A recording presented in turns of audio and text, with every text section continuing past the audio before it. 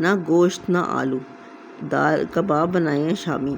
बहुत मज़ेदार आसान तरकीब, जल्द बन जाने वाले। पौना कप मूंग की दाल, 1 मुट्ठी मसूर की दाल, इसको मैंने 2-3 घंटों के लिए भिगो दिया था। अब इसको पानी निचोड़ के इसमें मैंने हस्बे ज़ायका नमक मिर्च डाला है। 1 चमची मिर्च नमक है और हाफ़ टी स्पून जो है ना वो मिर्चें, और इसमें ये आधी प्याज डाली, आधी इसको हरे मसाले के तौर पे डालेंगे। और ये देसी लहसुन था, ये थोड़ा डलता है इसलिए ये डाला है। और अदरक को बिल्कुल बारीक बारीक काट के, बिल्कुल छोटा छोटा काट के इसे मैंने शामिल करना है। अब दाल को उबाल लेना, इतनी देर उबालना है कि अच्छी तरह गल जाए।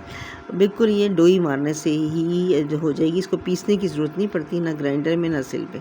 अब इसमें डाला है मैंने 1 चमची चाट मसाला। इसमें 1 नींबू का रस भी बहुत अच्छा रहता है, 1 नींबू का रस भी ज़रूर डालिएगा अगर है तो, नहीं तो चाट मसाला बढ़ा दें। और ये 2 हरी मिर्चें और आधी जो प्याज बचाई थी वो काट के डालिए। धनिया पुदीना हस्बे ख्वाहिश आप डाल सकते हैं। और इसमें ये 2 डबल रोटियों का 2 पीस जो डबल रोटी के उसका मैंने ब्रेड क्रम्स बनाया। और ये जो मसाला, खुश्क मसाला पीसने वाली डब्बी नहीं होती हमारे इसमें ग्राइंडर में, ब्लेंडर में, मैंने उसमें डाला है। अगर आप जग में पीसेंगे तो ये मोटे रह जाएंगे, तो इसमें बिल्कुल बारीक होता है। थोड़ा थोड़ा डाल के मैंने देखा कितनी ज़रूरत है।